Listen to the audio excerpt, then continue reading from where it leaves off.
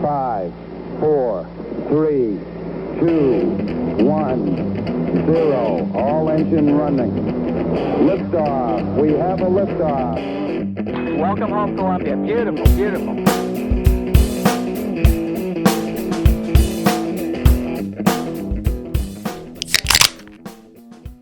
Welcome back to the Pit Stop Chat. Today we got Jeremy on, and we're going to be talking about how he got into cars, some little bit of drifting, and about his fab shop.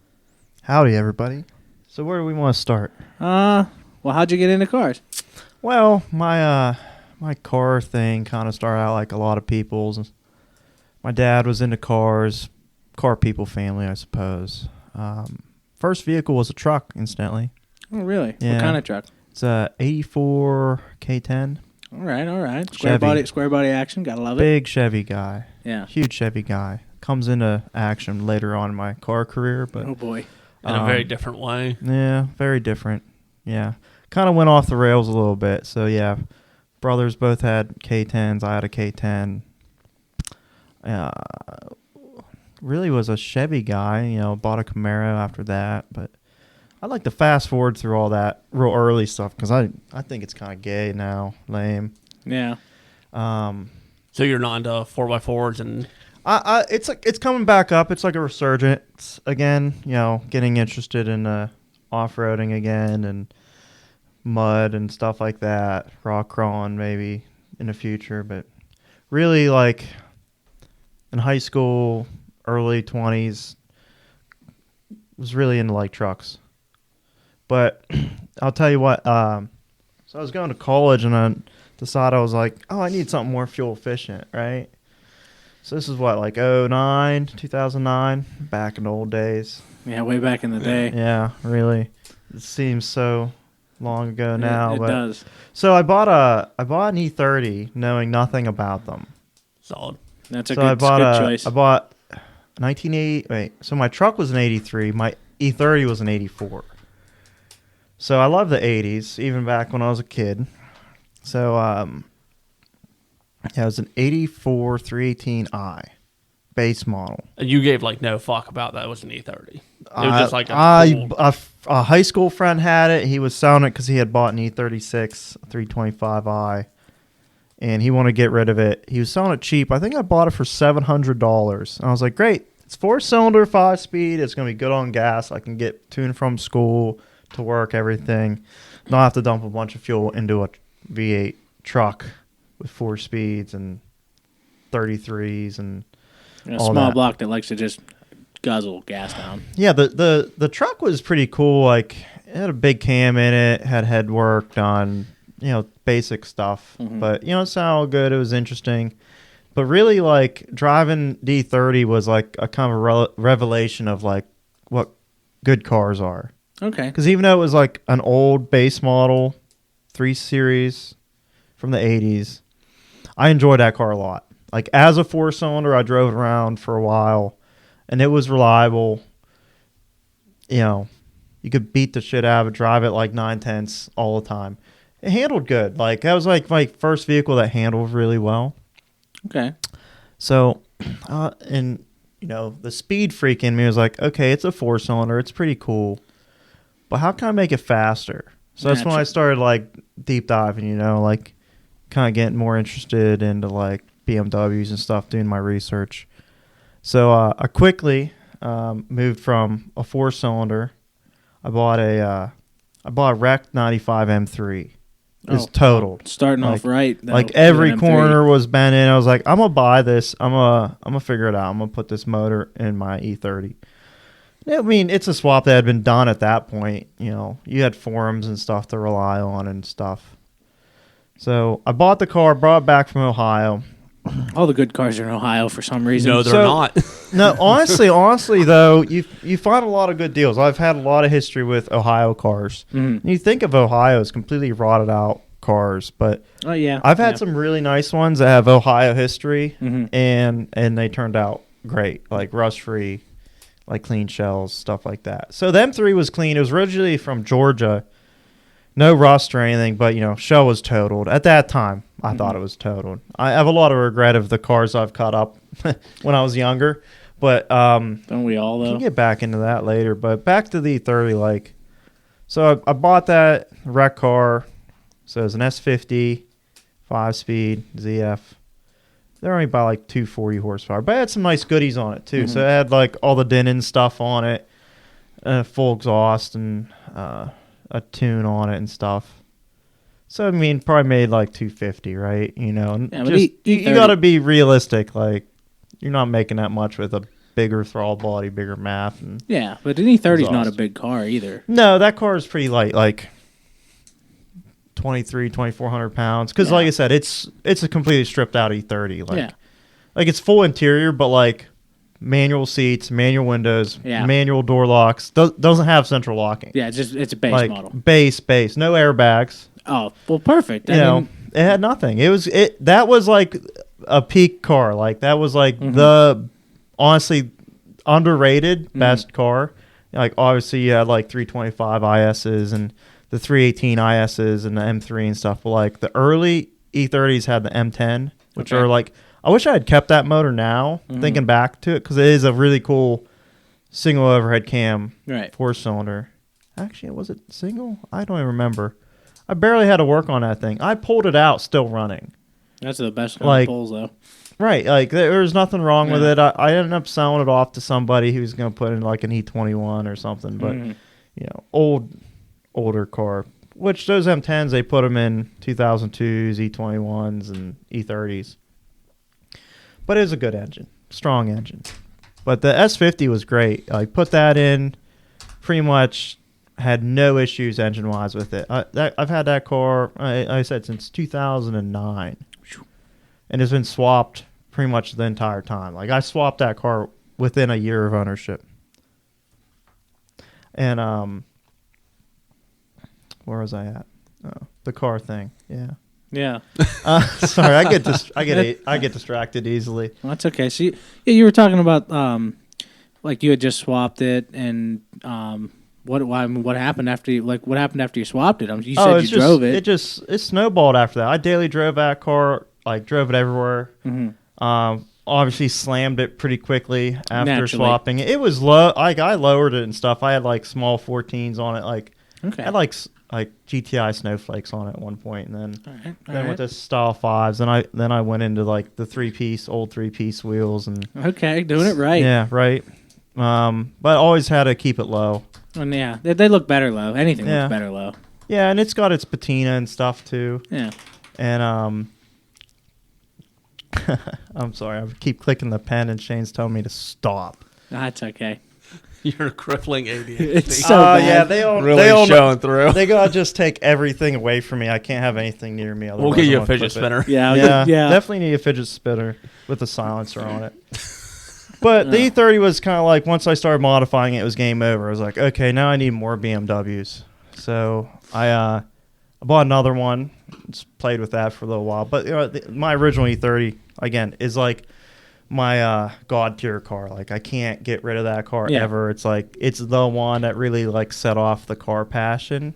Yeah. No, So I it's gotcha. like it's got a lot of history with me. Like I said, I drove that thing, the H2O, like every year for like 5 years straight. So did you actually go to like original H2O when it would just show and not the bullshit it is now? So your original H2O shows were earlier than 09. Mhm. Like, you're talking like 04 and the 08 were probably like really good years Yeah. for H2O. Then like when I started going like 2010 or 2011, it was like getting away from the car show. Like, people didn't go to the actual car show Yeah. at that point. I think that's right around when I started going. Was like, But that 2012. time period was good too. That was before. It was a good mixture. It was a good mixture of like people would just meet at the different places on like Coastal Highway and not get into a bunch of trouble. You could cruise down Coastal Did not care. and not care. Cops wouldn't bother you. Not like that when I went there. Exactly. It changed so quickly, and people ruined it very fast. And that was sad. Yeah. Because it was a good time where you could have a vacation and still be completely like Yeah, it was just involved with cars. Yeah, the it was whole just a vibe instead of Yeah. it being just pure chaos, which is what it turned into. Yeah. The last time I went, actually, I went 2 years. The last 2 years I went. the one year I said, I'm not coming back. I'm not coming back. It was too shitty. Then I went back again. And I was like, definitely not coming back. The last 2 years I went, there were shootings both times. Oh, jeez. So I was like, remember that. Yeah. I was like, okay. And the last year I stayed, we stayed up towards Delaware, like really far up coastal, and kind of stayed away from, like the main chaos where we were. And the cops just like would divert everybody away from like the boardwalk. Like you couldn't drive down that far. Like you'd have to go out and around to get to the boardwalk, and it was a bad experience. So I kind of stopped going and doing that, which is for better because I got into drifting, which that was probably, when was the first time I went drifting? My first drift experience was probably 2011, 2012, somewhere around there. And this was with the E30? E30, yeah. So the whole thing with getting into drifting was, I'll tell you, it was an interesting story. So I went to a North Shore meet, like an old North Shore meet, in my E30. Back in the parking garage? No. This is before parking that. garage. You would just park in the lots or park next to it. It was like kind of like an impromptu North Shore meet. All right. Not anything super serious, but yeah, that was like a interesting thing because I went down with some friends, and I ended up getting a flat tire at the meet. That sucks. And my buddies bailed on me. Just left you on the side of the road. They said, "Oh well, we're gonna go get pizza, and if you're still here when we're done, we'll help you out." That's shitty. So it was kind of shitty, you know. Yeah. Fuck those guys. So that's how I met Shally. Yeah. Brandon Shally, who's a old drifter guy. Yeah, he's been doing it for a long time. He's been drifting for a long time. So I met Shally and my friend Melissa Yo. Melissa's originally from Singapore, but she went to school at CMU. So Shally, being Shally, he came up to me and was like, "Yo, I see you got a flat tire there. I got a jack in my car. We can get this tire off, and my friend Melissa will take you and try to get the tire fixed." So that's what we did. We jacked it up, pulled the tire off. And this is the first time you'd ever met these people? First time I had ever met Shally. First time I'd ever met Melissa. And Melissa's like pretty like she's Asian, so she's like she's very excited about cars. She's an amazing person, but like she was like so ready to help me with that, and Shally was too, and it was awesome. So we drove around. Didn't know this woman at all. Drove around to Walmart's, all these different places trying to get the tire fixed. We eventually get it fixed. I don't remember how we got it fixed. I don't know if we were to plug it and blow it back on the wheel or what. But we come back. Shally and his whole group were still hanging out. They waited until we came back, got the tire back on, and he says, "Come on, let's go out and eat." And we drove around like Oakland and stuff. We got food and we hung out at Pitt, he knew somebody at Pitt at the time. We hung out there for a while, and so at the end of the night, we were all leaving. We were all parked in a parking lot, and Shally was in his S14.5 at the time with an SR in it, which was a cool car. It was like, I think it was still primer at the time. Ooh, it was boy. It became like kind of an iconic look because it was green tinted primer. So it was like That's really an odd color. You guys are too young to have remembered it, but like yeah, he had an S14.5 and it was like gray primer with just a little tint of green in it. And that's how he drove it for years. And so we were all leaving, and he drifted around me in the parking lot. He drifted around my E30 and then took off, and just like, wow, that was really cool. Like I want to be friends with this guy. So he ended up inviting me out to hang out again. He had an Acura TL as a daily. He says, "Come on over. I'm going to work on my Acura, and we'll hang out. We'll get together with all the people, all of his friends." So he kind of took me in and was like, "Okay, well, we're going to go and hang out and do stuff," and we've been hanging out ever since. Oh, nice. So and he really influenced me into coming out to events and meeting drift people and all that. So I think besides like going to Pitt race and stuff, my first like big drift event was 100 Drifters of December. That was like Drift Nirvana down at Summit Point in West Virginia. Okay, yeah. So that was another interesting thing. We went down there for the first time. I drove down with some Beamer friends I knew, but we met up with Shally and some other people, and just the kindness of the drift crowd. So like again, like Shally kind of took me in and helped me out when I needed it. Didn't know him. He didn't know me. Like he just helped me out because I had a cool car thing. Yeah, mutual car thing. So I go down to 100 Drifters in December, and Shally actually wrecked his S14.5 at that event. He backed it in and like pushed the trunk in like by 2.5 feet. I just totaled the back end. Totaled the car, yeah. And we ended up pulling it out with a Cummins, like hooking a Cummins to it, and they drove apart. Oh boy! Until it was like straight enough so he could drive it home. Because back then, none of us trailered cars. Yeah. We all street drove everything. Yeah, truck and trailers were expensive. You ruin something. It's like you have to figure it out. Back then, that's what we did. But and that 100 Drifters of December that year, it ended up being super cold. And there was like another person, her name was Liz. And this is how I actually met Liz. She was there with her boyfriend at the time, and she was into cars too, but we ended up hanging out a lot at the track, just bullshitting. And we were going to camp out at the track, but it ended up being like 20 degrees. I was like, we're going to die. We were probably going to die. And so she invited us back, and we stayed in her hotel room with her boyfriend and some other people. And so they kind of saved us. Like, again, before that day, didn't know us. It was awesome hospitality. But, yeah, like everyone was so, hospitable towards us. That's what I love about the drift community. Like, everyone's just super when you cool. go to the track, man, everybody's there doing the same thing. If you need help, somebody will help you. And like I said, everyone that does that's because they came from someplace, right? They all have a story of like, well, someone was nice to me and got me out of a bind. Yeah. So pay it forward, right? Of You always course. pay it forward. You don't see that in like the car scene. No. Like Yeah, the stand scene, car show scene stuff. Like people don't do that. Like There's unless like they're a weird animosity in like car show people. It's like me, look at me deal. Look at my big shiny wheels. Yeah. It's like they're looking for other people to fail so they can make fun of them, laugh at them. Whereas like that's drift people. We want to see you succeed. Yeah. Everybody wants to see you succeed because that's true. Yeah. The community because grows. the community grows, and the more the community grows, the cheaper and easier it'll be for everybody to do this. That means cheaper events, more events. Yeah, we just want to see more people get into it because, especially when you see like a car show guy who's like doesn't fit in, like that guy would do well in drifting because the community, right? Yeah. You want to convert those guys over. And it doesn't matter if it's drag guys or stance guys or any kind of other motorsports. You want to kind of show them the light that like drifting is better. It can be cheap, especially back then it was a lot cheaper.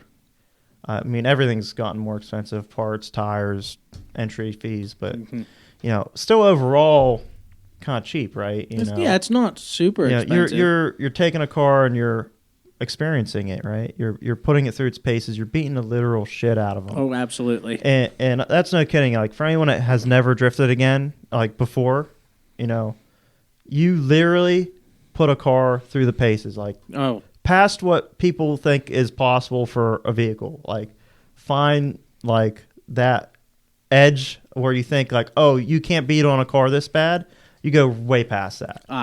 Listen, I like, can attest to that. Yeah, it's like you don't think like a clutch could handle the amount of abuse you put it through. But it does, and it keeps going and going and going. And, and the same thing with engines, like just on limiter all the time, like turning things red hot, and it just keeps going, no problems. But continuing with like my drift saga, right? Yeah. So the E30 is my street car. I drove it to school. I drove it to work, everything. But I also drifted it, right? And I did that for like a year or two. It was never like super set up well for drifting because I never wanted to ruin it. Back then I thought, oh, if I weld a diff and put angle on it, I'm going to ruin this car, right? It's not going to be a good drift, like street car. Yeah. It's going to be a straight drift car. I ended up finding an S13 with an SR in it. And it was a shitty S13 at the time. Thought it was really shitty. So a good friend of mine, Niall, had found this for me, and it was something that he had known about for a while. The guy never wanted to sell it. It sat in the gutter, like on the street in Squirrel Hill, for years. The story was like at least 5 or 6 years. It sat in the same exact place. Four flat tires, never moved. It had so many leaves underneath of it. We went down there with a jump pack and tires and 3 tires on it, jumped it, got it running, right? Right. And we drove it off, and the people cheered. Really? Yeah. The neighbors came out and they cheered because they had thought it was an eyesore for this whole time. And we drove it to his shop, which was literally like a minute away. That's when crazy. when he worked in Squirrel Hill. Funny story with Niall, because Niall actually knew Shally. Mm-hmm. But I didn't know Niall knew Shally. I had originally met Niall at a Euro car show, Oktoberfest. Okay. He had come up to me and he had seen my M-swapped E30 and says, "You're cool. Here's my number. Get a hold of me. I really appreciate your E30." He was a huge E30 guy. Still is, isn't And he? then he still is. We all are. I mean, Yeah. Niall was currently like my best friend. Yeah. You know, we talk and bullshit every single day. We've done so much together, but it's so funny that like I met him at that car show. Mm-hmm. Then I met Shally and Melissa separately. Then I called up Nam. We started hanging out early on in our relationship. Mm-hmm. And then it just so happened that he knew Shally and Melissa. Yeah. A small world. Small world, right? So it's funny that we all kind of connected. It's like, oh, well, somehow we all found each other and we all sort of knew each other before. So it was kind of interesting. And like I said, he found me this S13 because he knew I wanted one. He knew I wanted like a purpose drift car kind of. Yeah. I want to say it was a purpose drift car, but I still street drove it because I didn't have a truck or trailer at the time. You got to do what you got to do. Yeah. Times are tough sometimes. It was a fun car. Like the S13 transformed, like I said, it was a gutter car. Paint was shitty, kind of crusty, but it had an SR in it. I paid $1,000 for it. To go back, how much did you buy that car for? It was $1,000. $1,000. $1,000. Yeah, now that would be like an $8,000 Yeah, car. it Yeah. doesn't matter what condition it was in, as long as it had an SR in it, it'd be $8,000 I today. think, what, you can't even buy an SR right now for under G. But just No. the engine? Yeah. No, Most of they're like 20 $1,500. 2,500 they're somewhere They're around there. expensive. So what'd it come up? Yeah, really. yeah, JDM engines have come up a lot, and all of them in general. But yeah, SR, S13, it ran, it was tuned, it had a bigger turbo on it already. It Probably was disco like, potato. it was actually 2871R. Okay. Right. So it was bigger than a disco potato. It spooled good. Did you ever meet like the previous owner? Like what? Like So- did you just drive it or? So I got the car and I started doing some research, looking it up, and Shelley knows everybody, right? So I was looking at the computer and it's stock ECU, and I didn't know anything about the car. The guy's name and phone number was on it. So On the ECU. on ECU, because I guess like people used to do Who that. would send them in and out. Well, no, in case they would put their names on stuff in case the car got stolen and parted out, they'd be able to track because their name was on parts, right? That's what he told me at least. So I called him and he answered, and he told me all the history of the car, like who tuned it and what was done to it, injectors and that's MAF, super cool. everything. He told me all the information. I was like, man, that was really cool. Again, because like he was an old school drifter. And, Oh, see, that car was drifted. It just wasn't like a. I don't know if it was drifted in that chassis. Now I don't remember that far back, but that motor was in a different car, and then it ended up into my car, right? And he gave me all the info on it, but like it didn't have any angle. It didn't have any drift mods really. It didn't even have a water diff in it. Surprising. Like, But it I had- thought they came I thought stock. it came with from a the factory. water No, diff. that. it didn't come with anything. Bone stock drive, not drivetrain, but suspension wise, all that was bone stock. I'm trying to even think that shitty 17-inch wheels on it. It was pretty hideous. It was a hideous car. I have pictures of it on my Instagram. It's good water, isn't it? It's really good water. Apparently, it's $6 a bottle. I was told. Well, that's expensive for But water. It was $6 for a pack of 6. Oh, okay. so it's only like $1. a dollar. gonna But say it's perfectly balanced pH, purified water. You guys deserve the best. Well, listen. Core hydration. My Foster's. He's over there drinking 3/4 of a liter of beer. Yeah. Listen, it's an Australian day. It was an Australian yeah, day. it was. It was a good day. We had some kangaroo. We I did. don't know if that's legal. No, it is here. It was sold here, We had so kangaroo. We had Australian cheese, and I'm drinking a Foster's. And now Foster's, yeah. yeah. And now we're talking about cars. Yeah, no one said cut yet, though. Can we say that? There you Yeah, go. you can say You cunt. just, Well, you just said that, it. well, I mean, it's like on my the internet favorite now. Yeah, I guess so. We could always edit that out. No, I'm not gonna do that. Yeah, fuck 'em. So, Fuck it. so like, where did the drifting lead you? Like, Drifting, so long. drifting ruined my life. Did in it? the best, in the In the best way best way? possible. Yeah, and you have to say that. Like everyone should have a story where like, oh, drifting ruined my life, but Absolutely. I wouldn't change it at all. Nope. So yeah, everything just kept snowballing. So the S13 was a great drift car. Like I'm cut knuckles, extended control arms, basic stuff. It's still on the same stuff it's been on since that initial Kind of like a just a grassroots car. grassroots car, like 15s, you Yeah. know, cheap 15s. Hell You know, it looked good. I liked it. I liked the style of that car. I painted it in my garage before I had cement floors in it. Oh, boy. Like the garage at my dad's house. And it was like 40 degrees out, and I can't believe how well it turned out. Yeah. You know, and it was the funny thing is the paint that's on it was like just a random can of paint that I bought at an auction. No clue what it was. No clue what it was. I opened it up, was like, this is a cool color. It'd look good on my car. I was like, All right, sure, let's spray it. let's put it on there. So that's how I got that like dark silver gray color, whatever Like it is. silvery blue. Silver blue color. Yeah, it was just It's a a good-looking random color. Just a random can of paint.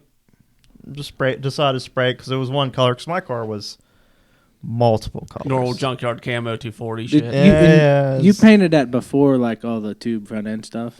Yeah, I painted that before the tube front end. So I said the car had been sitting for a long time. So it was kind of rusty, abused, wasn't quite straight, twisted up a little bit. It's a drift car, like Yeah. like you said earlier. You abuse them. Oh, yeah. So it did me well. So it got me to the point where like one season I was like, I'm going to tear this thing down. Okay. And kind of go through it. And that was kind of my first big fab project. Okay. That was the very first car I did like a tube front end on. And that's the first fab project you really did? That was the tube? first big fab project. You like made brackets and stuff like I that. did before, brackets. yeah. I did some TIG welding and stuff, but I was trying to get into doing more cool stuff, right? Right. And that was the first thing I did, like completely on my own. Like bent up all the tube, TIG welded it, and did everything, right? Yeah. And, like I had a picture in my head how I wanted to set up, so I wanted to do like an inverted V mount. Okay. So kind of like what FC people do and Yeah. FD people do. Yeah. You know, they like do like a V mount. Yeah. So I leaned my rad way back. Mm-hmm. Then I took the intercooler and it's kind of like top mounted Yeah. intercooler. Like it's sitting completely flat. Yeah.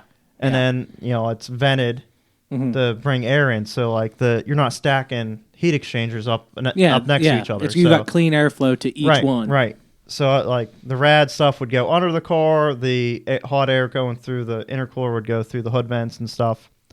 So like I built that intercooler. I built that intercooler piping to have as little clamps as possible. That's little. the best way to do it. So there's only 2 clamps on the entire intercooler setup.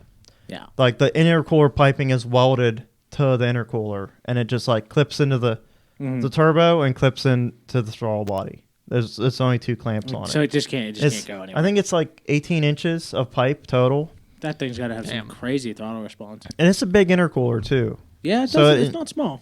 Yeah, it's definitely there for future improvements, maybe one day, but it works well. But yeah, that was my first fab project where I kind of took and I did a little bit of everything: tube work, aluminum welding, all that stuff, and the exhaust on that car is still kind of beat up. I never really did it has an HKS exhaust on it now, actually, but for a long time it just had a shitty 3-inch straight pipe on it.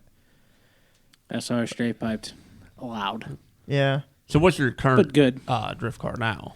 my current drift car. That's a hell of a story. Yeah. Yeah, that's a long build process. So that is that was like a 9-year build, and I'll tell you what. So I currently drift. It's an E36 with an LS in it, Hell yeah. and that, like I said, 9 years. I think it took me to finish the car. There was a lot of in between stuff. It got pushed to the side for a long time. I had that car before I had the 240. Oh, really? I Yeah, didn't know that. Wow. yeah. I think I So had the 240 the first. funny thing is, I had the engine before I had the car. Before I had the E36. Perfect. Because that's another thing. You have a vision and you kind of like pursue it, right? Mhm. So I picked up a LS6 off a guy, and it had a supercharger with it. Oh, that's perfect. It was like Perfect. the guy had the full everything. It even had a full exhaust. It was out of a Corvette. He had a full exhaust for the Corvette, the supercharger, the engine. Kind of unknown. Like he had bought it for I don't know what reason. I think he was a circle track racer. He says I can't use this. It's an aluminum block. Can't use it or something. I don't know. I don't know what reason why he wanted to sell it. Aside from the fact that when I took it apart, it had one bank. All the ringlands were broken. Perfect. Interesting. Yeah. Well, it's like I said, the supercharger was there. So probably had boost. It's all stock. Yeah. So stock cast pistons in it. It busted it up. So I bought that engine before I had found a car to put it in. I had a bunch of E36s. I loved E36s. I was like, an E36 is a perfect chassis to put like a lot of power through. Yeah. So after I bought the engine, I started searching for cars. I had a friend who, an acquaintance, I guess. He had a car he had put together and did like one big event in it and decided he was going to part it out and change directions. He actually had some pretty cool cars. His other car was an RB26 S13 Coupe. Ooh, that's a cool car. Yeah, and he ended up parting that out too. The engine's somewhere, I don't know where, and then the chassis has an LS in it now. I've seen it a few times since, but this was a long time ago. But yeah, can you imagine building an RB26 swapped into anything other than a GTR now? Like, people don't do that. Yeah, you don't really. Like, those engines are just so expensive. I know back then he paid a lot of money for it, but not nearly what you'd pay for it today. $6,000 for a like just a long block now. Yeah, it's probably more, honestly. I wouldn't be surprised, especially like an RB26. Yeah, it's an RB26. Yeah, dude, fully that's a gone big through. money motor. That's It's big money. cool. It was cool. Really cool car. But he had the C36 is 325. Said he had plans of doing like a 5-liter Ford engine swap, and it never gone around to it, right? So he parted it out, stripped it down, bought that as a bare shell. When I say bare shell, it didn't have subframes in it. Oh boy, There's no suspension, no subframes. It had one seat in it and a dash. It didn't have doors, no nothing. interior, nothing. They have glass. It had glass in it. Well, windshield and rear window. Yeah. But I had parted out so many 36s, like, I have enough parts to make this a roller again. All right. So I had all the M rear end stuff, like rear subframe, swing arms, axles, hubs, everything. You know, I brought that car home, made it a roller, put it on I had some old coilovers I threw on it. Old DDM coilovers. If anybody out there knows DDM, you know those things used to break on people. Oh boy. But it was good to roll around, and it stayed as a roller for a while because, like I said, that motor was boned. It was trashed. So I ended up getting that motor built. It was at 2 different machine shops. The first machine shop had it. They did the block and everything. I was like, wasn't real happy with the work they did, right? Ooh, that's not good. So I ended up sending it to P&R, and I had pistons and everything ready for it. I sent it down to them, and they went back through it, fixed all the shitty work, and got it right. And I eventually got that motor back, and it sat on a stand for a while. Car still was a roller. Like, didn't have an angle kit, didn't have good coilovers on it, nothing nuts. Just like a project. Long-term project, got tons of stuff thrown on it over the years. But yeah, fast forward, I eventually put the heads on the short block, right? I was like, oh, I'm finally going to get it done, right? Yeah. So I get the heads on. 2 more years go by. Yeah. Yeah. I was like, man, I'm really going to have to finish this soon, you know? Yeah. I think around the 8-year point of looking at the car in my garage, the motor had gone into it finally. Yeah. You know, the headers were on it and starting to plumb things out. Like, it was kind of like one of those things where, like, real slow burn project where you're like, you find a good deal on something, you buy it, and you sit on it. It was a lot of years of Black Friday specials and on sale stuff until I finally like got it ready to like run. Yeah. Right. And this was still when I was living in my dad's house. Got it to run, pulled it in, and at the time I was working with a friend of mine, Sam Griner. Yeah. The Almighty. All of our Sam. buddies. Yeah, we all know Sam. He's a great guy. He's a welder too. And he really taught me a lot about welding. Yeah. When we did a lot of exhausts together in my dad's garage, we did a lot of work there. We did a nice exhaust on that car. That was I think that was the last thing I did in that garage before I moved to my current shop. To the airport. To the airport fab shop. But yeah, it finally left my dad's house running. I drove it on a trailer and drove it over. Still haven't, at this point, didn't do any street driving with it, any testing, anything. So in the last 3 years, that car went from like a project car that was kind of long and forgotten to like becoming my current drift car. Man. So like once I bought my property and bought my shop and house and everything, that's when I was like, okay, now I can put money to finish this car. I deserve it, right? Yeah, of course. After all this time, like squirreling my money away instead of dumping it into cars I can find, or dumping it into my like a fund to buy a house, right? Yeah, being an adult. Being an adult decision instead of dumping money into a car. I can finally dump some money into the car. That's when I bought brand new coilovers, and I had an angle kit on it. Then I wrecked it. Like my first year drifting the car, I wrecked this car into a wall. Yeah, this. I remember this. Yeah, because this was like the first year I was going like consistently. Yeah, it was pretty. So pretty bad. I had taken like 2 years off of drifting to kind of like save up to buy a house and a garage, and then the ensuing money you need to actually fix up a house and a garage for something that I could afford. So I was back into drifting after 2 years of not drifting at all in a brand new car. Yeah. With substantially more power and torque than my 240. Yeah. So like there's a learning curve for sure. And then there's also like learn how to ride that bike again. Yeah. Of drifting. Yeah, if you haven't done it in a while, like it happens every year. The first throw down the track, it's fucking intense. Right. Well, you forget. And there was definitely some teething issues. The first event I went to in that car, I don't even think I made it around the track once before I had to like pull off and kind of like fix something. Yeah, take it back home, and it was like more of R&D, right? Yeah. Because I still hadn't street drove it yet. Yeah. Like the first time I took it to the track was pretty much the first time I actually drove the car. Oh wow. So I kind of figured that. I took that pit race event as like, well, I'm going to figure out what's wrong, what I need to do. Yeah. And I learned a lot. So the next time I went to a drift event with that car, I made it around track. It ran good. There's some more things, bugs to work out. But, we made it around.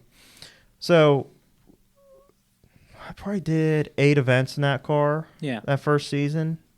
And then I was like, oh, man, like I had in my head, I'm going to run this super gripped up, like super hardcore. Yeah. I had I had a T56 in that car when I first put it together. Yeah. I blew it up twice in those 8 events. Oh boy! And I ended up swapping in an AR5. That's the best transmission. It's a good transmission. The T56 shifted like a truck. I've heard that. The AR5 is a truck transmission and it shifts like a car. That's wild. Yeah. So I'm running this AR5. I'm running like I was at Midvale. I said this is pretty far into the season. Because I had already booked to do a 2-day event at Erie and and the bash, end of summer bash at Midvale. Yeah. But I was at Midvale like 3 weeks before. Yeah. Like it was a Midvale right before Erie, like the week before Erie. And I'm running a super gripped up setup. I got some Falcon Azenis. The 615Ks. The 615Ks. They're like 120 treadwear or something. Yeah, they're grippy tires. 275 40 17s. Yeah, you were grip in an E36 too, which has grip. Yeah, and it was towed in, Yeah, so it had a lot of forward bite, right? And I'm driving this car, and I kept hitting something. Something was happening in limiter. I was like, I don't know what's going on. It like breaks up. Mm-hmm. I'm on the bank, and it does this, and it strains me right into the wall. At 80 miles an hour, probably. It's probably like 60, but that's fast. It's a concrete wall. Gripped up setup, third gear, You were hauling the mail. Yeah, believe it or not, those walls don't move. Yeah, those walls don't move. No. Total the car. If anyone looked at it, I was like, just reshell it. It's not worth it. You know what I did? I fixed it. Drift car people. That's what we do. It's not just drift car people. It's that thing is like, I had this car for 9 years. Yeah. And then I wrecked it the first season. Yeah, I guess that. Yeah. So it's like I can't resell it. Like I gotta fix it. Gotta fix it. So, I've grown a lot as a fabricator in that amount of times. Like, Yeah.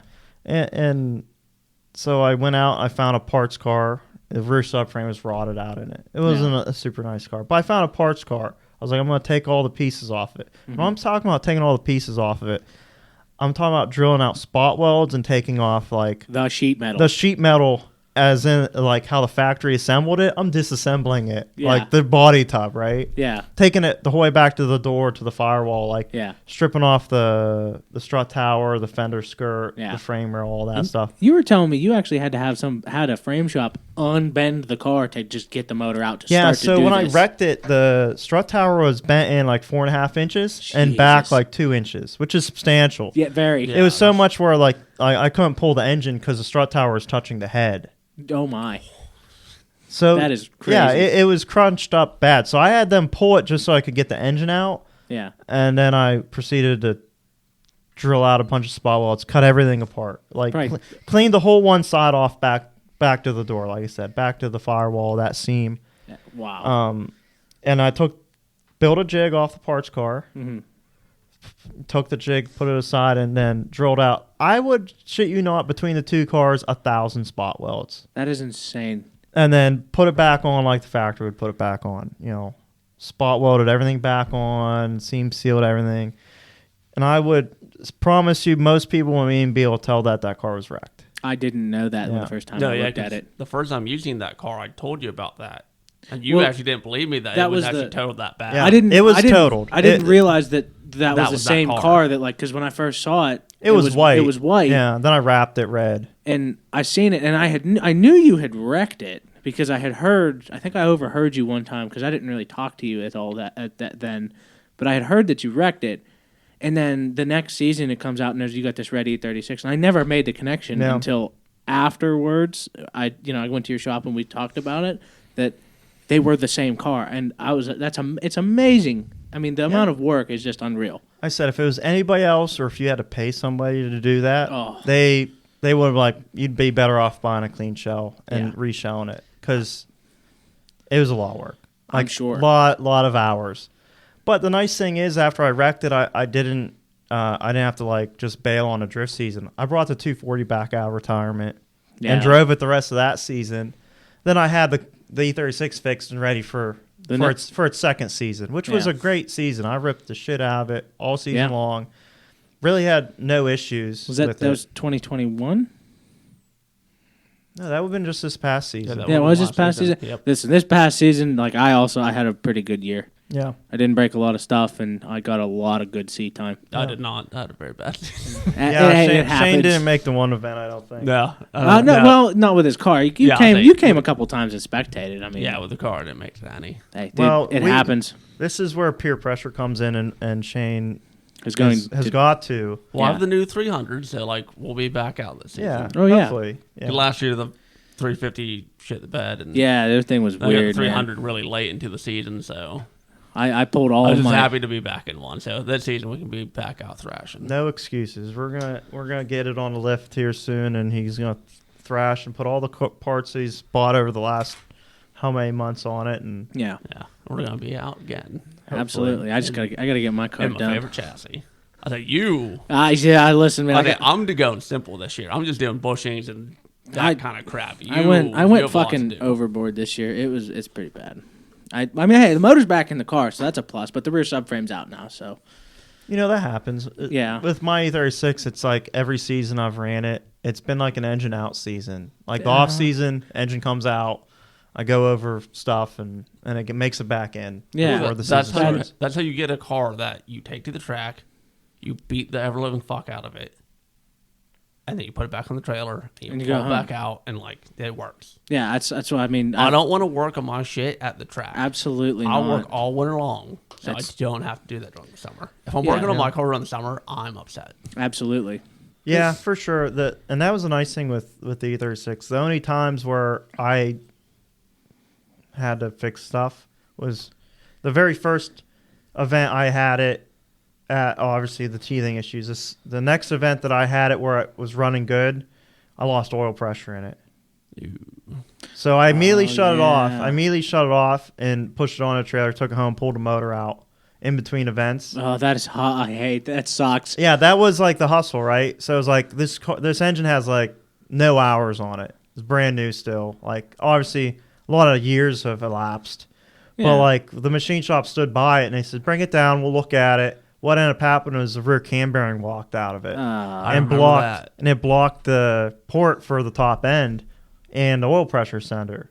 So as soon as I saw it drop pressure, I shut off. There was no damage to the engine. That's good. There was like a couple score marks and a couple of the bearings, which they end up replacing just, Yeah. because they had it there. That'll happen with dirt.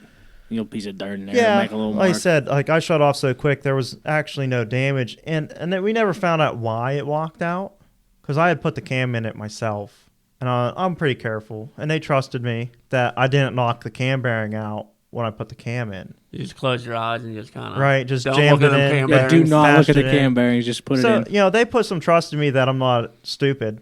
And obviously I ran the car for a while and had oil pressure. So it just walked out. It was a fluke incident. They fixed it. I think I paid for a gasket kit and they put it back together for me. That's super good to find a machine shop like Yeah, that. seriously. Oh yeah, That will- that is my machine shop now. Yeah, that's like, super awesome. they P&R and Greensburg, they're great people. Like they know their shit. Luke's really good at engine building. And like I said, for someone to stand by it, even though 5 years have elapsed since I had it at that machine shop, and That's awesome. they would Yeah. still stand behind it. Like, That's awesome. Those are good bring it in. people. We'll look at it, and we'll make it right. Yeah, those are good people. Very good. No, really good. And they build a ton of engines, like high horsepower engines, a lot of pulling engines, a lot of Subaru engines. They do everything, so they know their shit. It's a lot of trust in the machining process. For sure. Yeah, they know their shit. But yeah, that was so there was that time where I ended up going on the trailer early. When I wrecked it, obviously went on the trailer early. Kind of Okay. got drug on the trailer. That one probably. Yeah. Well, that was funny. That was One over sideways. Yeah. I wish I had a video of that. That was at Midvale, they don't really have a tow truck driver. Oh. So my buddy Nick, he like towed it off the track, right? And then he just like tossed me the keys. I was like, here's the keys of the tow truck. And I was like, okay, well, I'm gonna back my trailer underneath it with the car on a tow boom and kind of like put them together, right? Perfect. Figured it out and got it on there with their boom truck because like it didn't roll. They just have like a Honda's 440 and a pickup truck. Yeah. Right. Like, best just unit nothing ever. crazy, like old school shit, Yeah. old Ford Super Duty, like from the 80s probably. Yeah, if it works, it works. Yeah. I mean, honestly. Yeah, I mean it's a mom and pop track, so like Yeah. they don't have a huge budget, but Ah. they can't pay someone to sit there in a tow truck to take cars off the track, so they let us do it. Yeah, that's, that I don't know if that's a good thing or a bad Well, thing though. yeah. No, it's good as long as no one's drinking, which no one usually is, Usually. Right.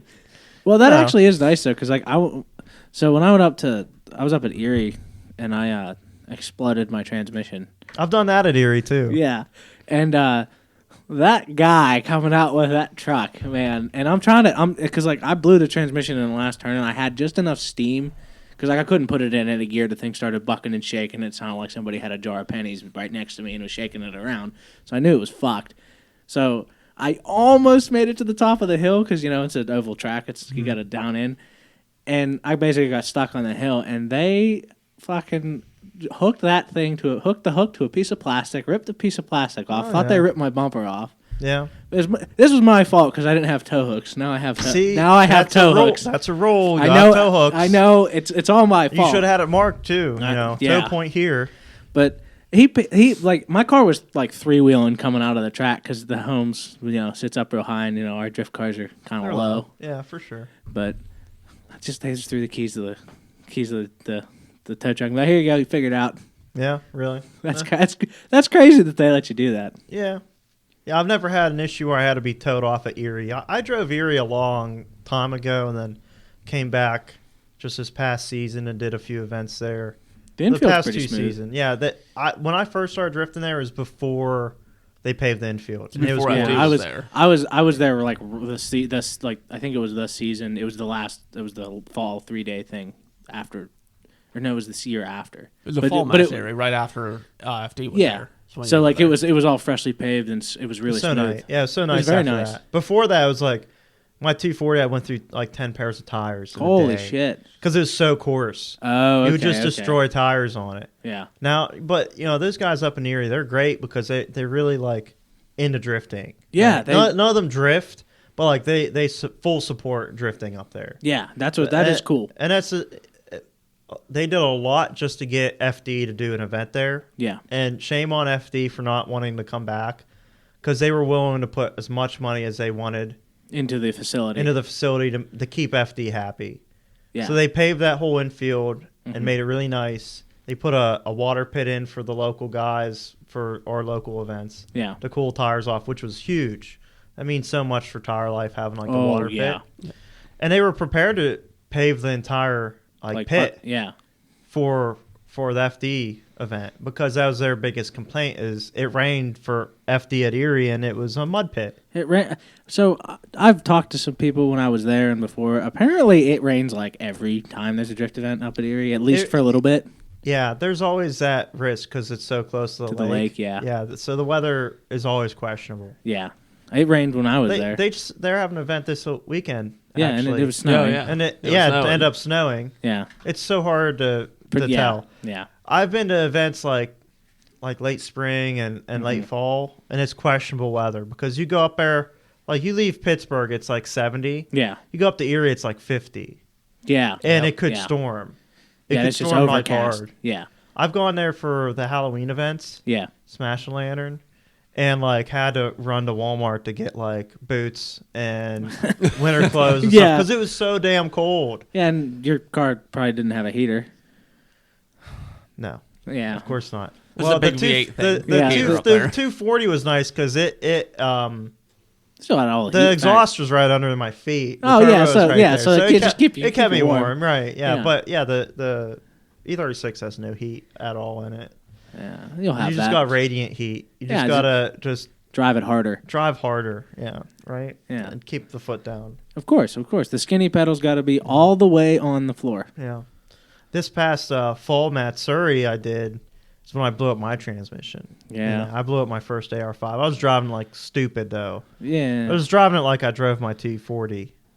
I was like trying to stick on someone's door, and they were in Yeah. a lot slower car. So they were sideways. They were drifting good, but like my car wants to go. Like Yeah. I took a lot of grip out of my car because Yeah. after I wrecked it that first time, I was like, I don't need all this grip. No. I don't need it all. Which there was a good reason why I wrecked it the first time. Yeah. That's because I switched from a T56 to an AR5, and I didn't change the reluctor wheel, number of teeth on a reluctor wheel on HV Oh. tuners.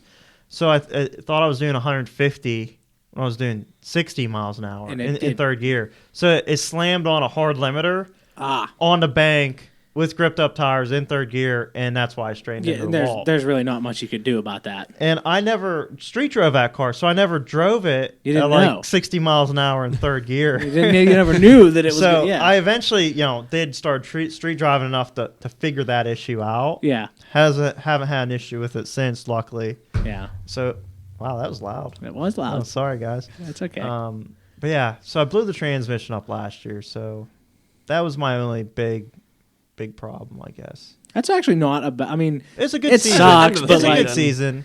But I also know why I broke it because yeah, like you I were said, doing a lot. You had a lot. You were lot getting of real clutch crazy kicking. with the clutch. A lot work. of clutch kicking. You don't need to drive a V8 car like that. You just don't. No, you got the torque, man. Right. Yeah, I could have done a half dozen different things to Yeah. stayed on that guy and not broke my transmission. But it's back together. It's still early. There's a couple events, like I said, already starting, but I'm probably not going to drift until like mid-April. Yeah, So I got like what 3-4 weeks. Yeah, you got another month or so. Yeah. The only thing I need to do, I gotta put a cage in it.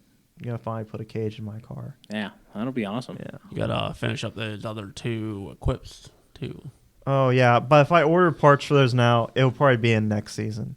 Yeah. Yeah, true. So Oh, I you- got 2 equips built. I'm gonna run 265s this year, so I'll be pretty good. They're easy to mount on those wheels at least. So I do not have much experience with 3-piece wheels. really, No. it's another thing Is that'll it ruin every you. single one of your cars?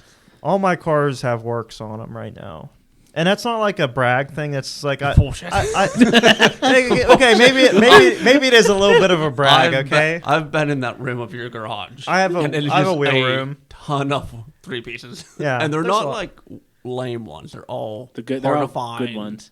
Oh, I searched. Gangster Live. I searched wheels. for stuff. So my E30's on E-wing meshes, which are like an old school wheel. I got those off an old timer, pretty cheap. You know, I didn't need to do anything to them. Like they were already like perfect specs for my car, my E30. That's awesome. Because my E30 is 5 lug. It's not 4 lug anymore. It's swapped to 5. Then Stud conversion, of course. of course, on all of them, like every E series. BMW, anything. Just Oh must yeah, have studs. I need to put studs on my X5 because screw having to put them big wheels on that thing. Yeah, without those studs. things are probably heavy. They are. They're too big. But yeah, my S13, I have work Rezacs for it, which I gotta build another 2 of those. So I'm changing that car up from like a small tire, small wheel car Yeah. to a big wheel car. Big gangster. Yeah, like I feel like since it's not like a full on, like I don't drift at every event now. Like I Yeah. can do a different style. Yeah, no, it makes sense. It looked good with the 15s Dude, on small it. wheels on an Little wheels are S13. sick. Yeah, but I wanted to change it up and put like 17s on it with big lips. And, More like instead of like like OG Japan style, more like flashy America. More hot boy. More hot boy, if you boy will. style. I call it boy Yeah. style. Yeah, might put over fenders on it finally. Yeah. Yeah, why not? I mean, I need it to fit the big wheels. That's it. It's a real shame to have to do that just to fit Yeah. your wheels. Well, yeah, it is. I mean, I'll probably roll the front fenders until they fit, but the rear quarters you can't pull that far, unfortunately. But it'll stay like. I don't want a big kit on that car, like. Yeah. So it just has like the Type X replica side skirts and spats and stuff. It's a good looking. It's a good look. I like it. I like timeless. that Yeah. that look. I think it's good. I think kitted cars look good, but Depends. if I was gonna do a kitted S13, it'd be a coupe. I think Yeah. kitted Yeah. coupes look Dude, good. kitty coupes are something. But for my hatch, I would rather have like They look good with the kinda Type X. the basic stuff, you Yeah. know. Yeah, I think we're all in agreement on that, right? Yeah. Yeah. That car still has a stock steering wheel and a stock shift knob on it though too. Like, How do you drift with a stock wheel? It's a 3-spoke. I mean, like the distance. Like I have a problem with because my legs are huge. I have a problem. Like I will hit myself in the legs with these wheels because they're usually like I think the one in my FC was like 370 stock. Yeah, the stock S chassis wheel isn't big, and the Japanese guys always ripped them around with stock wheels. I mean, I'm not suited for a Japanese. You know Yeah, guy. you're also a what's much nice? bigger guy, Dan. Well, Yeah, I know. S13 has a tilt wheel too. See, I don't. E36 doesn't have a tilt wheel. That's because it's a factory race car. Factory race car, right? Yeah, No man, cup holders. that's- Well, actually, E36s did have cup holders in some models, but E30 never had cup holders. That's too. In the '80s, they didn't believe in eating and driving. Right? Is You pulled illegal. over to pulled- your thing to where you got like you pulled over to the little mall. You got out, you smoked your cigarette, you went inside, you ordered your McDonald's or whatever, and then you ate it, and then you got back in your car, smoked another cigarette, and then drove the rest of the 6 hours you had back to, for your conference, or whatever. Yeah, whatever. Whatever I he don't know. said. Yeah. I just rip out my ashtray and use that to hold my iced coffee. Well, that's the Nissan thing, right? You pull out the ashtray and it fits like a can or a cup perfectly. Yep. And then by the time you're done with your trip, it's boiling hot. Yeah, because it's right on the transmission. Yeah. I always thought that was a Beamer thing. Like, why is my shifter so hot? Like, because E36s, Just E30s, pure like, heat out there. it was just, the shifter was always so hot. You grab, like, the metal part of the shifter and it would burn your hand. Boiling. Yep. But, 240s get that way. Yeah, and I guess 300s 300s. do the same. Yeah. It's crazy that because with like the BMW transmissions, because it's a remoted Yeah, it's remote shifter, remote how does it mounted. get so hot? Heat Yeah. transfer, man. Heat transfer. True, I Heat guess. soak, yeah, it definitely gets there eventually. Yeah, but I know what you mean because, like, a 300 and 240. It's in the tower. Like, it's part bolted, of the transmission. It's bolted to the transmission. Yeah, but the FC is just like that. I mean, Yeah. that shit, dude. I've been driving down the highway after we did some dumb shit, and it's like, my shifter's hot, and the transmission tunnel's hot. My feet are sweating. Like sitting on grid in some of these days, these hot like summer days, and you just you're just sitting there in the car, just just in a pool of sweat because you're belted into this thing. And Wearing a helmet.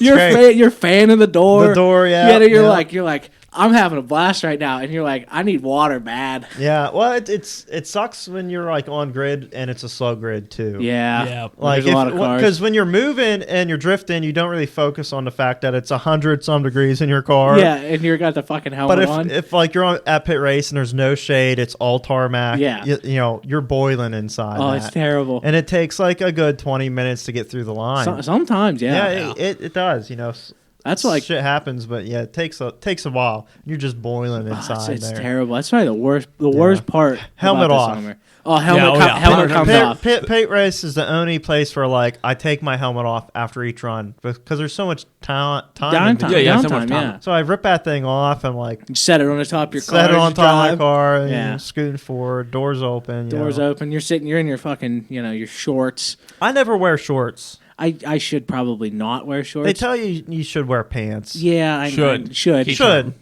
But I always wear pants though. I never go in public. In I don't think I've shorts. ever seen you wear shorts ever. yeah, that's No, yeah, it's a hairy leg thing. true. Okay. Very Because hairy, as I said, I'm always in shorts and a t-shirt, and I got my loafers on. And You got the body for it though. yeah, that's true. I made a lot of heat. Yeah, Yeah. that wasn't what I meant.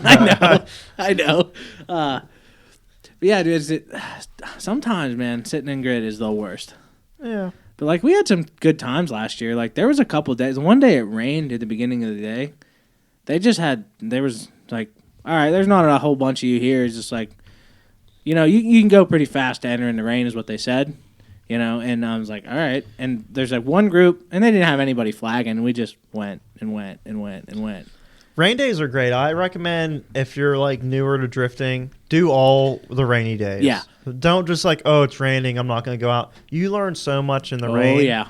Because you don't need to drive with a heavy foot. That's the one thing. It's like Everything's kind of like it's more in slow motion. yeah, slow motion. So you get to learn like counter double your steering power. and Yeah. probably easily triple your Yeah. power in the rain. I still actually have to clutch kick to initiate my car in the rain. Interesting. well, that's rotary problems, right? NA rotary life. Yeah, it's troublesome. Bombing down the straightaway at pit race, second gear, flat out. But that's a cool way to enter, though, in the dry or the rains. Like, Dude. just like Bombing it as fast as I can I go. had some friends, you know my friend Danny and Yeah. Mike and Matt Bale. They're both the same way. Like when we used to do pit race and enter near the guardrail, Yeah. they used to have like a little chicane there. You used to Yeah, drift the around little- before yeah, you go yeah. into the big right-hand sweeper. Yeah. They would just skip it, drive straight through the cones to get as much speed for the sweeper as possible. They would just cut it completely. They would just cut it and Yeah. just get as much speed and enter as fast as possible. That's the for only way sweeper. in a low Yeah. horsepower car. Yeah, and that's perfectly fine to do that. Well, I noticed a lot. You don't have to, do.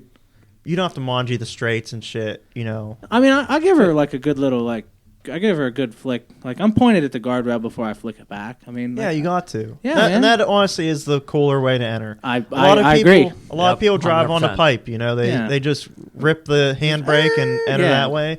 And I can accuse people of doing that or say that, but I've done it too. Yeah, so Like, it's easy, right? Yeah, it's slow. I mean, you can control it a little easier. Yeah, but it's way more fun To just balls to the walls. use that Just weight transfer huck it. Yeah. and enter. So there's a lot of different styles of Oh, how to yeah. enter. But yeah, if you have a lot of power, fuck yeah, you can just rip the handbrake and Just enter that way. kind of like lazily let the clutch out and just Yeah. feed it the power and then Right. take it.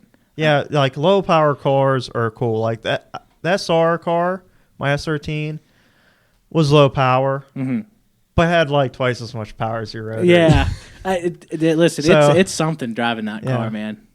But yeah, they're interesting to drive. Like Yeah. you don't need to start out with 300-400 horsepower. No, I feel like it's better to start out in a little bit of a lower horsepower car because Yeah. it teaches you better car control. That too, an angle. Like you don't need to start out with a Nope. big angle. I didn't kit. start out with Me angle. neither. Yeah, you Yeah, start with none. I started out with probably less than factory angle in my E30. Because the way it was set up with like because it big was low, wheels, yeah. low big wheels, and Yeah, it probably just not the hit best, everything. not the best geometry, right? No. So yeah, I 15, 20 degrees of angle probably. Yeah, like, that's it was what- pitiful. Like so, it was hard. It was really hard to Yeah. drive. But once you kind of started figuring it out with no Yeah, angle, right. as soon as you tapped into having more angle, it was like it was already there. Right, Because you right. knew how the car was going to move. Yeah. If you start out with a lot of angle, you're too used to using it all of it all the time, Yeah. and it doesn't look as cool. And obviously, you're using it as a crutch, right? Yeah. Yeah. So, with me, I have like a lot of angle in my current car. Yeah. I don't have to throw it to full angle though. Like that No. extra angle is as a safety, safety. right? It's a safety. Yeah. I'm Right? not trying to ride it on lock. You know, Yeah, because you just go through tires a lot faster. Yeah. And you have full lock and all the power. And all the it's- power. Like, okay, that set's done. Yeah. 2-3 laps out of that one. It does look really cool. It looks though, cool. when you're on the lock. Yeah, for sure. Yeah, I like seeing the big smoky runs, but like you don't have to do a big smoky run No. every run. No. You can feel it out. Yeah. Find your like- style. Kind of like ease into it. See, Yeah. I have a problem where like I like to drive with a lot of angle. Yeah. I just because I just think it looks cool. I don't know why. Well- and then my car doesn't make enough power to Yeah. keep driving at that angle, so I have to clutch kick it like 30 times. You guys are just getting into tandeming, right? I've Have you done any I've done like tandems? like one or two. Yeah, Yeah. have tandem ones. So once you guys get into tandeming more, you'll have so much more fun. Like I prefer the chase than the lead runs. Most people 'Cause- do And it's more actually. technical. It's more technical. It gives you something to match. Yeah, Like, no yeah, matter yeah. what their line is, you have to match that. Yeah. You can do a lead run and just run like a heater and not worry about anyone behind you at all. If they can If follow they're either you, going they to can follow you or If- not. If not, I guess you're a solo running this one, but Yeah. the chase is so much more exciting. That's like the nice thing about drifting. When you first get into drifting, Yeah. you do solo runs and you get your confidence up. It's like, oh, Yeah. cool, this is cool. Then you unlock that next level, right? Yeah. That first time when someone says, yeah, you can chase me, you just leave a gap or whatever. It's like a Yeah. tandem, right? That's your first experience in a tandem, just Mm-hmm. following someone at a distance. Then you get more comfortable. Getting closer. And Then it's like, closer. hey, how about you go and I'll chase you.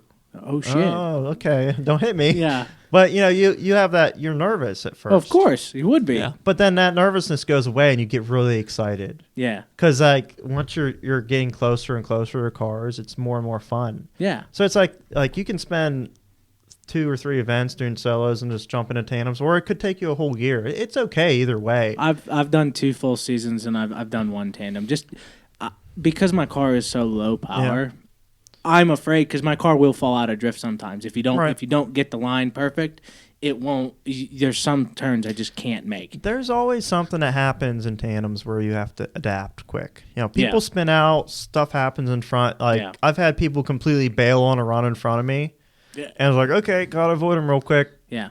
Shit happens, wrecks will happen, but you honestly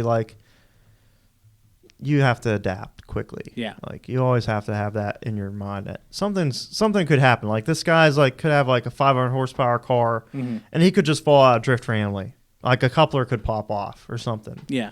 And well, sometimes you just got to drift around them or avoid them. Just bail completely, go left. Go I've right. had a bail out completely. I've had people follow me after I bailed out. I was like, I need to bail out of this drift, and then I drive off track and they follow me. I was like, you realize I bailed, right? They were They're trying to follow my lines. Like I just bailed because they got too focused on Yeah, your car yeah, instead yeah, of because that you gotta. happens too. From what I understand is not only do you got to focus on the car in front of you, you got to still keep an awareness of if you're in a long train, you have to keep a little bit of awareness as to what's going on maybe 2 cars ahead of you, because obviously it's like the telephone game. It kind of falls right down in line as to what you're going to do. But then if you get it's always difficult the big trains. yeah. I mean, I had an experience where I was in 3-car tandem, and unbeknownst to me, there was someone behind me, Oh. that jumped in unannounced, and they ended up T-boning me. No rando tando. Yeah, no rando tan- tandos. So that's a big thing, no random. And I really, when I tandem, I only tandem with a handful of people usually. Yeah.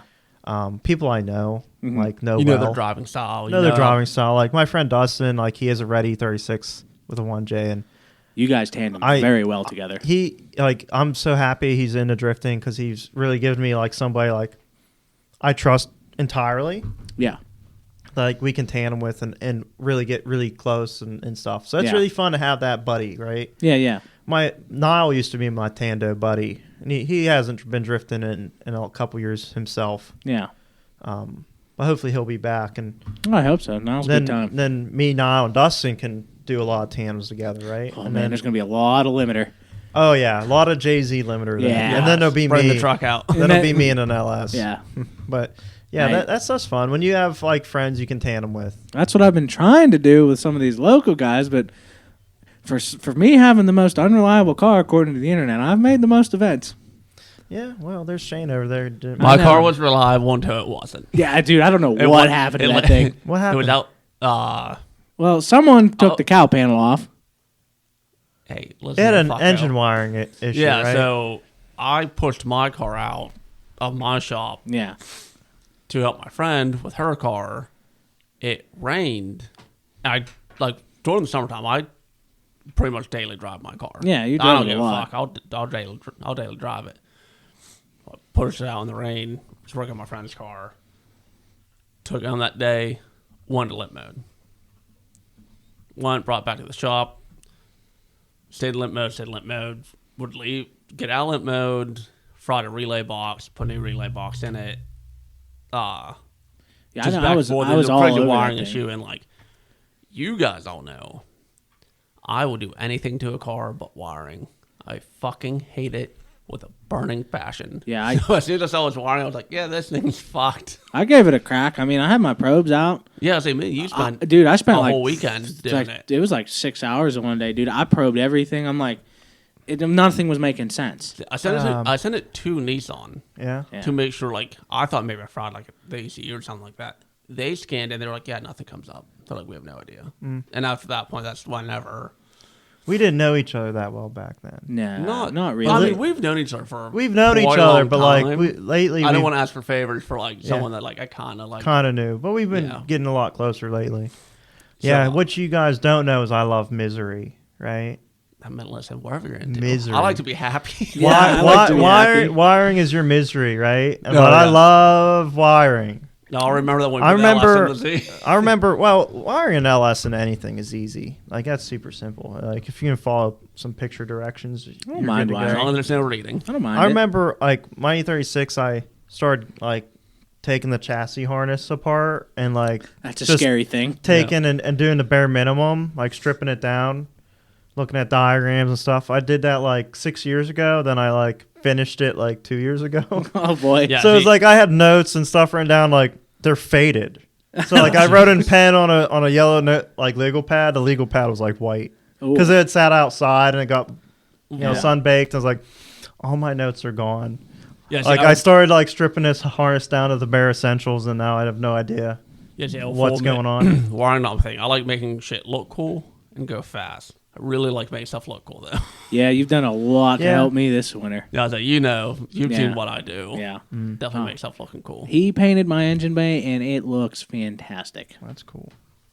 Yeah, I mean, why not? I like paint, wrap, powder. Yeah, everything. Dude, You big kits and shit Dude, like you- that. Making custom like headlights, you taillights. polished, not really polished, but you took my water Yeah, housing. your motor looks brand new now. My motor, like, there's areas of it that look old still, but like the water neck, you'd think that thing was brand new, and it looked rough whenever he started. What you use to clean it?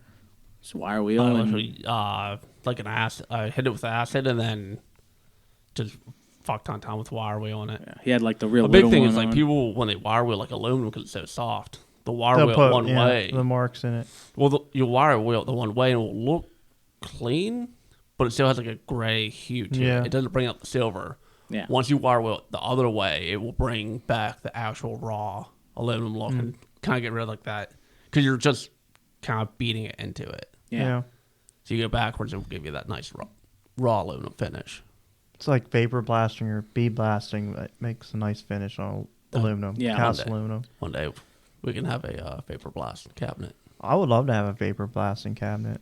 What other fab tools you got? I know you got a lot of Yeah, fab you're stuff. Mr. Fab guy. I'm a big fab guy. I like Yeah. to do a lot of fab stuff. So my shop I've mentioned a couple times is a old airport. Yeah. So I We have can a actually listen to that on listen to a little bit of the story on that on our other podcast, Nutbusters. Nutbusters. Yeah, check out Nutbusters. We did like at least an hour of Yeah, it was about an hour, airport, hour and 20 minutes of me, airport me history. buying the airport. But check that out. But I got it's 15,000 square foot the hangar. Yeah. I use and it's all divided up, right? Yeah. And I got my main shop is 3,600 square foot with 18-foot ceilings. That's a big shop. Yeah, then I got some storage and a second floor, and like a little machine shop outside of that 3,600 square foot. Yeah. So like I got like a 20 by 60 room for a machine shop, and then some storage behind that, and then there's like the second floor that overlooks my main shop. Did you got into fabricating like kind of out of necessity more so? Well, I always wanted to elevate, you know. Yeah, yeah. I was like, I don't want to be a parts installer. I got you. Like I love cars. Yeah. I worked on as a mechanic in high school and through college and stuff, but that's not my profession. Yeah. But I'd like to be like a fab guy. Yeah. Professionally. But it's So cool. but I put a lot of money into that. Yeah. I put a ton of money into learning and Tools, buying the equipment. tools and stuff. And my friend Sam Griner, like I said, we kind of went in and working out in my dad's garage. You know, we had some stuff. Yeah. He had a TIG welder. Yeah. And we dabbled. We did our first exhaust together. I swapped a M62 V8 into an E30. Cool boy. That was our very first exhaust. That's a lot of motor in a little car. Yeah, it is. It's over 300 horsepower into an E30. That thing's got to be a rocket ship. It was a rocket ship. It was a really, really cool car. It's for sale right now, actually. Oh, wow. Everyone's interested. But that was our first exhaust we did. Yeah. Which we would love to redo that one now. Yeah. Because, you always want to go back. Look back we on we it. look you're at that one, I was like, oh man, that was really shitty. At the But time, though, you're like, oh, check at this the time, out. I was like, that looked good. That was Yeah, good. yeah. But we came a long way, and Sam's off doing his own thing now. So I've been doing the fab stuff by myself for a while now. Yeah. But it was always elevated. Like, and Sam, I'll give it to Sam. He really put in my mind to like go through all the steps, do the process. Like, don't skimp out on anything. So yeah, when I do like an exhaust, like a full stainless exhaust, it's all back purged, it's all polished, it's 304 stainless or better quality metal than that. Like really bougie, like nice stuff. Yeah. I'm at your garage quite a bit now, helping you out. And Yeah, Shane's always over. It is watching you work on something, how precise every single little thing fit up is huge, especially with TIG welding. And we're talking about exhaust, but this is the same with like tube work, cages, and all that. Fit up is huge because if you want like a really aesthetically pleasing exhaust or cage or whatever you're welding, you can't have gaps. Yeah. No. So like I have a huge belt sander. That was like one of my first purchases when I moved into the new shop. I want one so Yeah, bad. so it's like a big 6-inch wide belt sander with like 108 long belt on it. It's a nice belt So sander. I can plane a manifold on it. You know, I can sand a whole like 6-cylinder manifold flat on that if I needed to. But I sand the pipe as I'm going to get it like perfectly straight across, flat. I bevel the edges for when I weld it. You get a nice good penetration. Full penetration, you know, it looks like I welded it from the inside, you know, because when you back purge it, it's like a perfect weld on the inside too. Yeah. You're only welding it from the outside, but it looks great. But the same thing, like aesthetics is everything. Like exhaust doesn't all just have to sound good, and it has to look good. It's gotta look good too. Yeah. Even though it's under the car, you're never gonna see it. You see some of it. You know it will be there. You see some of it, yeah. But like, I was just saying, I put an exhaust on an E30 I swapped. He got a Bimmer World like exhaust for it. It's like made by Magnaflow, and it pisses me off so bad because it looks so bad. It fits like shit. Yeah. But like looking at that, like someone bought that, like it's a catalog part, right? Yeah. You'd expect it to fit nice and look good. You would. It's like all mill finish. Like it was greasy from the mandrel bender, right? And it's all MIG welded. Nah. And then I found out it's not even like 304, it's like 409. So it's magnetic. Yeah. It's like I could have made such a nice exhaust for this had he wanted to pay the extra money. Yeah. But for me, it'd be worth paying extra money to get a nicer product that fits well, right? Yeah, it fits well. It's got, it doesn't hang too low. Like I like to see like if you're doing a dual exhaust, it's running symmetrical and parallel as much as possible. Not a single piece on that exhaust. Not runs parallel. on that Magnaflow exhaust, not a single piece was parallel. It like weirdly like docks down to like smaller sides. Yeah, the yeah. Flanges are bang. Yeah, it's like, that's why weird. do you have a 2.5-inch dual exhaust and then it randomly goes down to 1.75 inches? That's odd. Yeah. That's really odd. And the only reason is so you could use factory exhaust gaskets. That's the only reason why, because it has like factory style flanges. Okay. Why you wouldn't just do Just- something else And there? just include Like a- gaskets that you could buy. Yeah, like 2-bolt gaskets or slip fitted or something. But yeah, I'm huge on the aesthetics of stuff. I want it to be obviously you want it to last. So by back purging it, you're not giving like any kind of place for, like stress risers, like a place for it to crack around. But it also it's all pretty much surgically polished tubing. Yeah. Like it's wrapped in plastic. I take it out of plastic. I can wipe it with acetone real quick, and it's ready to weld. Yeah. Not like a lot of stuff you buy is like mill finish. Yeah, it's not yeah. polished at all. It's very dirty. Yeah. It doesn't weld very nice. Until you clean. Well, you have to clean it. You have to put a lot of time into it. So like the materials I use are nicer materials. Yeah. Like the best. The that best you that can you can buy, right? basically. When we're talking, you're talking like whether it's 304 or titanium or 321. Like it's nice to have like something that you can take out of the box and be able to weld it without putting much effort into it. Same thing when you're talking about cages too. Is like if you buy better material, you don't have to deal with the mill scale as much. Yeah. Like if you just buy like regular mild steel DOM, the mill scale's thicker on it. But Yeah, if you go to chromoly or even the Docal, yeah. The mill scale on it's so thin you can take it off like with some memory cloth real easy. Yeah, I've heard about Doco. I was talking because I actually went to school to do at Wiotech for fab work. I learned a good bit about it. I'm still not that great at it because I don't have a lot of practice. That's a story. Like a lot of people go Wiotech and sorry, just checking my messages here.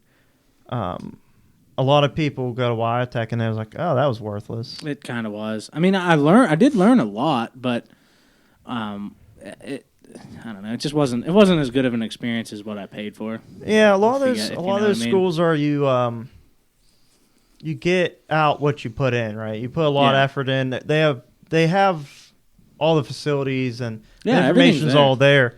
But you it's really relying on you to take more out of it than everybody else. Yeah, and like looking back on it now, I wish I would have. I really do. But at different times, it was just I wasn't like I am now. I mean, Well, that's true. A lot of people I've grown. You know? Yeah, a lot of people regret that they didn't do better Yeah. in school or whatever because now as an adult you're like, wow, I could have really done more. Right. Like I said, you have all the facilities to do anything you want at a Wiotech. Like you can have you do like a project for whatever you're in, high performance fabrication, whatever.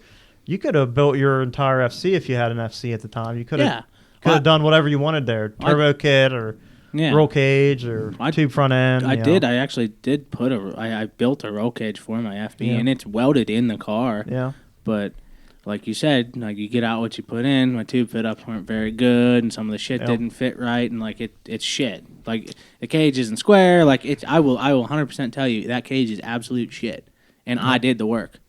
Oh yeah. Because again, different times. I wasn't as meticulous then as I am now. You gotta be meticulous, and when I'm building anything, it takes me a lot longer than a lot of other people to do the same thing. Yeah, and it's because I want it to fit up well. I want it to look how I want it to look. I want it to fit tight. Yeah. And that takes time. Well, of course. No matter how many you've done, each one's different. Yeah. So it takes a lot of time to get it to that point. Yeah. But yeah, my shop, I got so many fab tools in that thing now. Like I just keep putting money into stuff. Mm-hmm. Like I said, the belt sander, band saws, I ended up buying a mill, a lathe, big compressor. Yeah. The lifts, bought 2 brand new lifts for the place when I moved in. Yeah, you got you have what, 3 lifts? I have 3 lifts now. I got a big 4-post lift. Yeah. Now too. But yeah, just buying tools. Just tools. If I need something and it's gonna save me time, I'm gonna buy it. Of course. Still using the same TIG welder from Sam. Yeah. That's the thing with once you get a good welder though, if you can make it work, you can really make it work. Yeah, it's a good welder. It's never last. Yeah. and it's been lasting. We haven't had to put much into it. A couple solenoids, a fan motor. Yeah, nothing too crazy. But that welder's probably 12 years old at this point. Wow. Yeah, and it's still kicking. Yeah, I welded Running strong. welded up parts on my fuel rail, no problem. Yeah. Looked really good. I like doing those little jobs for people. Yeah, no, it saved me in a bind because nobody makes a fuel rail for that car for that particular intake manifold, Yeah. so we had to make one. Yeah, it works out. Yeah. Yeah, the fab stuff is really I'm so into the fab stuff. I want to do it full time. Yeah. The trouble is like whether or not like I'll have enough work, which right now I do. Yeah. But after I finish all that, What next? Yeah, it's like a confidence thing. Like I really hope that I can do it full time and it takes off because they say like good work like attracts more work, right? It's like a curse. If you do something really well, more and more of it will come. Yeah. So hopefully it takes off for me and I can just do it full time. Because my shop is right next to my house. I walk between like a 15-foot breezeway from my front door to my shop door. Yeah. And that's like awesome. Oh, It's literally a dream shop. Yeah. Because like I live right beside there. I have my whole house and It's it's all separate, but like then the shop's right there. And it's huge. Like there's I don't know how many cars you think are in there? Maybe 15, 20 cars. so in my main shop there's 10 in there. Oh, well, yeah, we just- took one out, so I think there's like 9. And then in the storage. Then I store cars in the backside, and there's probably another 10 or so. Get in into there. the shed too. And Then I got a big shed. I call it a shed, but it's another hangar. It's an older hangar. It's gravel inside, but it's like 100 by 80. Big all shed. open. I call it a shed. But it's a hangar too. Yeah. It's just different. And it's full of parts cars. And Parts cars and ship boxes and trailers and fun stuff. It's nice because I was that guy that had a bunch of shit everywhere at my dad's. Like, Yeah. it was just in the driveway, cars, parts, like Yeah. all scattered about. Like at this place, I can keep all my trash inside. Nobody No one can knows. see it. Keep my trash nice. Yeah, I can keep my trash nice out of the weather. Yeah, you got to have nice trash inside, though. Oh yeah, of course. Yeah. Yeah. Yeah, and I mean, and you could probably still fit, in the main shop alone, if you wanted to pack it full of cars, you could probably fit another 20 cars in there. Oh yeah, I said it. It's huge. It's massive. And plus the lifts, you can park cars under the lifts and stuff. And then like not often do I have to pull a car like right down the center, but I can. Like I can back my entire truck and trailer into the garage and close the door, and then drive out no more and go to an event. See that? See, that's nice. Awesome. That's That nice. is super nice. Like crew cab long bed truck with your typical 18-foot car trailer. Yeah. Back it in, plenty of space. Yeah. Everything's inside and nice. You don't have to like load it up in the morning or anything. Yeah. And just open the door and drive away. Yeah. And it's a nice thing at night when you come back from an event, Yeah, 'cause like you're 9, beat. 10 o'clock, you're beat, you don't want to unload, just back it in the garage, shut the door, unload it Monday. Yep. That's a problem for tomorrow. Exactly. that's it's always a tomorrow's- problem yeah. for tomorrow. Yeah.